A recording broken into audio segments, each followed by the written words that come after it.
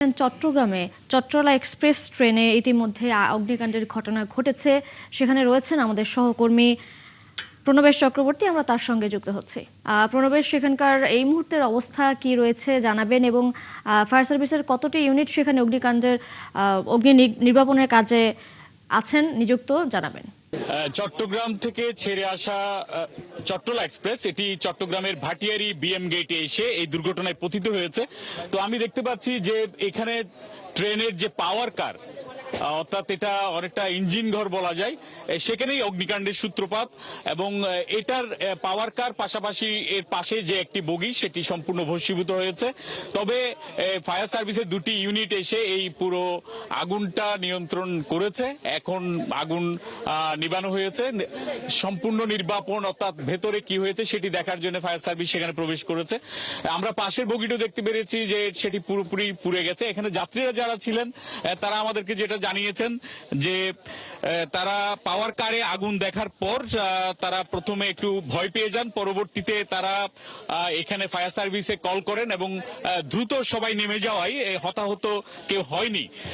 তবে খবর পেয়ে ফায়ার সার্ভিস এবং পাশে যেহেতু সেনাবাহিনীর এখানে আউটপোস্ট রয়েছে, 72 ঘন্টা ময়েশ্চার লক সমৃদ্ধ লিলি বডি ওয়াশ শিয়া বাটারের গুডনেস স্কিন রিপেয়ার করে রাখে সফট ও গ্লোয়িং। সেখান থেকে সেনা সদস্যরা ছুটে এসে অগ্নি নির্বাপনে তারা অংশ নেন এবং ফায়ার সার্ভিসের যারা তারা অংশ নেন। আমি একটু প্রত্যক্ষদর্শী যারা আছেন তাদের সাথে একটু কথা বলতে চাই। আপনি তো এখানে বগিতে ছিলেন, আপনি কি দেখেছেন, বা আপনি তো এই যে অগ্নিকাণ্ড যেটা হয়েছে সেটার মধ্যেই ছিলেন? এই বগিতে 30 নম্বর সিটটা একটু বলেন পুরো ঘটনাটা। আমার হচ্ছে বগি পাওয়ার কারের সাথেই যেটা পুড়ে গেছে, এই বগি আমার হচ্ছে 30 নম্বর সিট। তো আমরা সিটে ট্রেন 6:30 চট্টগ্রাম থেকে ছেড়ে আসছে। পরে এখানে 15 থেকে 20 মিনিট পরে মানে আমি তো মধ্যখানে এদিক থেকে বলতেছে আগুন। তো পরে আমরা ওই সামনের গেট দিয়ে নেমে গিয়ে দেখতেছি যে এখানে আগুন। তো পরে পাওয়ার কারে যে ফায়ার এক্সটিংগুইশার ছিল এটা দিয়ে আগুন নিভানোর চেষ্টা করা হয়েছে, নিভে না। এরপরে সেনাবাহিনী এখান থেকে যেহেতু বিএম সেনাবাহিনী দ্রুত ওনাদের ফায়ার এক্সটিংগুইশার এনে নিভানোর চেষ্টা করছে। পরে ফায়ার সার্ভিসকে কল দেওয়া হয়েছে। আমার সাথে একটা ভাই ছিল, উনি ফায়ার সার্ভিসকে কল দিছে, ফায়ার সার্ভিস দ্রুত এসে গেছে এবং বিএম থেকে হোস পাইপ টেনে। আসলে সেই সময় কিরকম? সে সময় তো সবাই আতঙ্ক, সবাই ধাক্কাধাক্কি মানে নামার জন্য সবাই ধাক্কাধাক্কি করতেছিল। আমি বলছি আস্তে আস্তে নামেন সবাই। পরে দ্রুত সবাই নেমে গেছে। ট্রেনের কর্মকর্তারা যারা ছিল তারা নামা দিতে পারছে, কোনো হতাহত হয় নাই। ধন্যবাদ আপনাকে। এখানে রেলের কর্মকর্তারা আছেন, আমরা তাদের কাছ থেকে একটু জানতে চাইবো যে এখানে কি পরিস্থিতি একটু যদি। কখন আপনি জানতে পেরেছেন মানে আরেকটা বগিতে ছড়িয়ে পড়তে এটা তো একেবারে নিয়ারেস্ট কোচ, তো এটা ছড়িয়ে পড়তে পারে, কারণ আমাদের তো ভিতরে দাহ্য পদার্থ থাকে। আর আপনারা পাওয়ার কারটা তো এর মধ্যে তো আমাদের তেল আছে, আপনারা জানেন।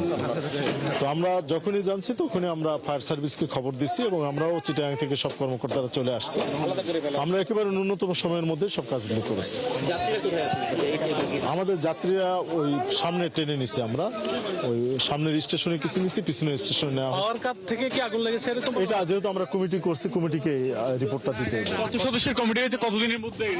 তারা 2 দিনের মধ্যে রিপোর্ট দেবে ইনশাআল্লাহ। প্রাথমিকভাবে কি কারণটা আপনার মনে হচ্ছে যে আসলে গাড়ি কিন্তু স্লো ছিল অনেক? এটা যেহেতু আমরা কমিটি করছি এটা আমি মন্তব্য করতে চাচ্ছি। আচ্ছা, এটা 6টায় যাওয়ার কথা, কিন্তু এখানে যেটা বলছেন যে 4 সদস্য বিশিষ্ট একটি কমিটি হয়েছে, 3 দিবসের মধ্যেই হয়তো কমিটি রিপোর্ট দেবে কি কারণে পাওয়ার কারে অগ্নিকাণ্ডের ঘটনা ঘটেছে সেটি জানার জন্য। আমি আরেকজন এখানে রেলের কর্মকর্তা রয়েছেন, তার কাছে একটু জানতে চাইবো যে যাত্রীদের জন্য আপনারা কি ব্যবস্থা করেছেন, একটু যদি বলতেন যে এখানে যারা যাত্রী ছিল তাদের জন্য আপনারা কি ব্যবস্থা করেছেন? কতটা বগি ছিল? আপনারা ইতিমধ্যে দেখছেন যে ট্রেনের সামনের অংশ আমরা কেটে নিয়েছি এবং পিছনে যেটা ভালো অংশ কেটে পিছনে নিয়ে যাওয়া হয়েছে। এবং চট্টগ্রাম থেকে এই ক্ষতিগ্রস্ত কোচের সমমানের আর 2টো কোচ আসতেছে, সেটা লাগিয়ে দিয়ে আমরা ট্রেনটা জোড়া লাগিয়ে চালিয়ে দেবো। ঠিক আছে, এবং অন্দিও এই কোচগুলো আসতেছে, পথে আছে। আমরা দেখছি বগি যেগুলো সেগুলো কোথায় নিয়ে যাওয়া হবে? এগুলো যে পিছনে স্টেশনে শান্টিং করতে হবে, এই কারণে। এখন ট্রেন চলাচল স্বাভাবিক আছে কিনা, নাকি হ্যাম্পার্ড হচ্ছে? এই মুহূর্তে তো এখান দিয়ে এখনো ট্রেন যায়নি। আছে কিনা? আছে, যেমন চট্টলার পরে একটা ট্রেন ছেড়ে আসছে, সেটা হয়তো পাহাড়তলি ক্রস করে বা ইয়েতে আসছে, সেটা পোজদারহাটে এসে হয়তো দাঁড়াবে। ঠিক আছে, মানে শিডিউলের কিছুটা সমস্যা হচ্ছে। খুব বেশি সময় লাগবে না, তবে একটু যেহেতু একটা ইনসিডেন্ট হয়েছে সেখানে তো একটা প্রভাব পড়বে, এটাই স্বাভাবিক। তো শুনছিলেন এখানে ফৌজদারহাট বিএম গেটে যে ট্রেন দুর্ঘটনা। কেউ হতাহত হয়নি, এটি সৌভাগ্যের ব্যাপার। এখন ঈদে সবাই বাড়ি ফিরছেন, সেই সময়ে এই দুর্ঘটনাটি ঘটলো।